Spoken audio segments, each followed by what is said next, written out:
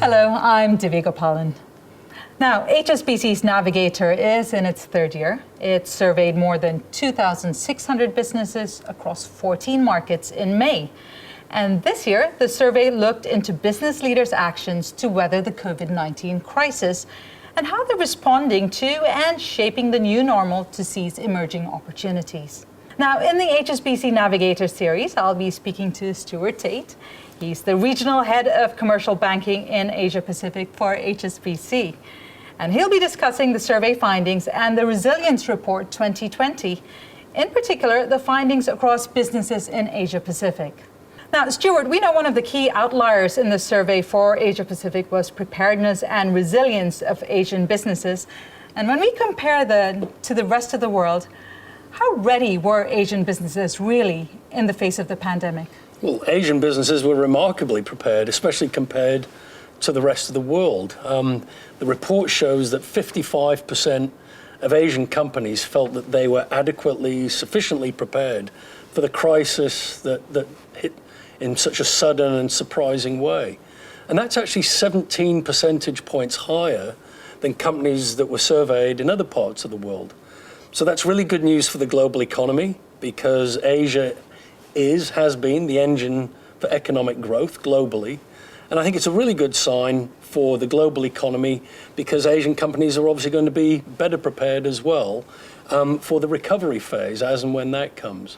So that brings me to my next question. What do you mean by prepared? What is prepared? And also, what was also an anomaly in this situation is that many companies actually managed to weather the storm, if not even do well during the pandemic. Can you explain why that is and what gave them that resilience? I think we've seen that companies that are well prepared are typically those that are managing their costs. They have liquidity, they have cash on hand. But perhaps deeper than that, it's been companies that have been innovating. They've been innovating their production, their processes, innovating how they deal with clients, managing costs tightly. They've also been investing in digital channels, and they're the companies that are performing best. They've been optimizing their supply chains, and so they've gone into this pandemic, the crisis, much stronger than many other companies. Stuart, I find it curious that you say that many Asian companies managed to get through this crisis or are in fact prepared for it. Can you give us an example of what kind of companies or markets or what sectors actually managed to get through this period quite unscathed? Yeah, I think there's some terrific examples actually of some companies being incredibly agile, incredibly responsive when the pandemic hit. So, for example, there are multiple companies in Asia that are involved in garment manufacturing, and they quickly switched that production to masks and PPE equipment. Huge demand. They're used to operating on the global stage and shipping their goods around the world, and it's quite amazing what they've been able to do. Even in the travel and tourism sector, there's some companies that have focused much more on domestic travel, whether it's business travel or even domestic leisure travel. And they've put out staycation packages, for example, in the hotel industry. And we recognize that a number of companies, despite having good cash balances, they continue to preserve that cash and focus on drawing down on bank lines where it's appropriate. If we take the real estate sector, some companies have found that they've got vacant properties and they've made those facilities available for people that are in quarantine. So these are very opportunistic, very swift, very smart responses that companies have made.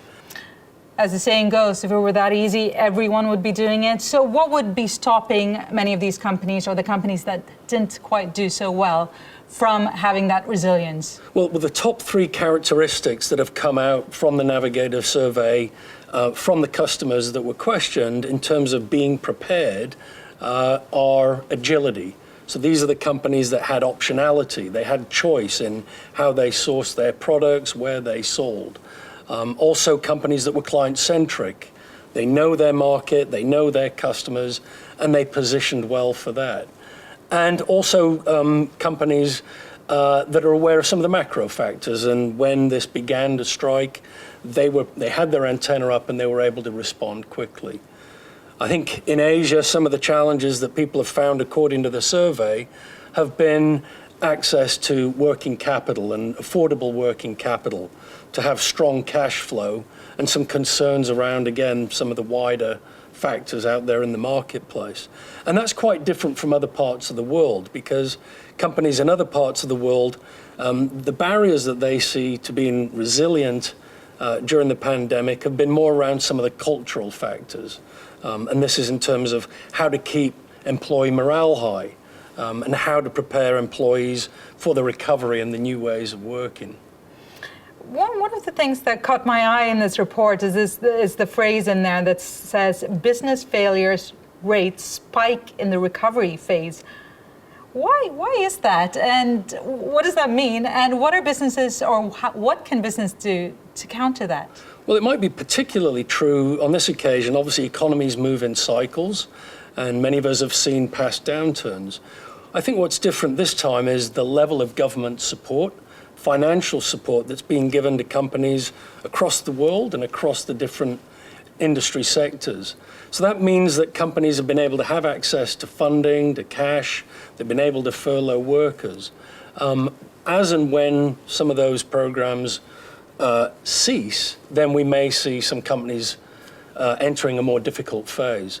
But even where governments and the financial system hasn't been able to respond quite so strongly, history shows that it can take some time for companies that are finding conditions particularly tough, that weren't so well prepared, haven't taken the necessary steps.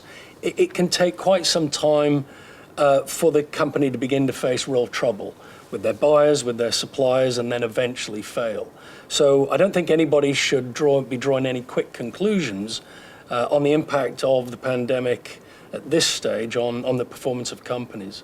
So what is it mainly that companies need to keep an eye on in this phase as they start feeling confident, they're getting through the recovery now, they're on the upside? What would you say if there was one thing they really need to focus on to make sure that they continue on that path?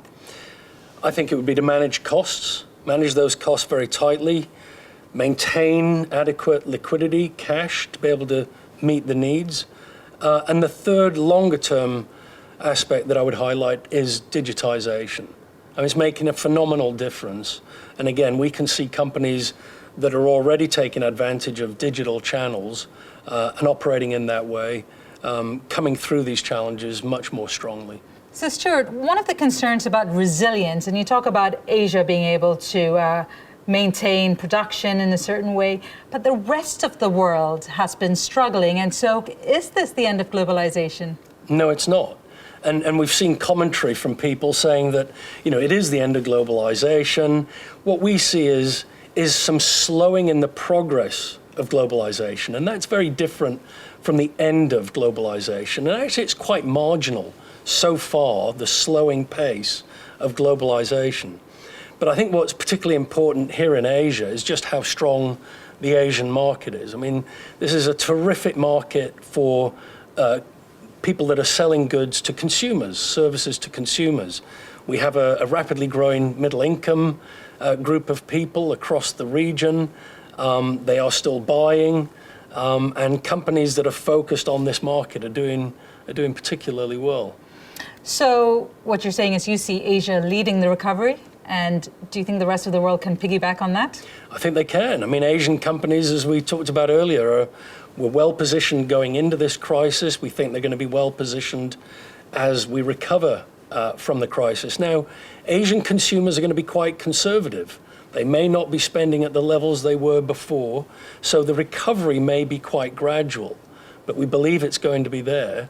And the companies that are going to come out of this as winners are those that are focused on the consumer and know how they behave, and they know their emotions, and they're innovating to be able to sell to them. It's nice to hear some good news. Yes, it is.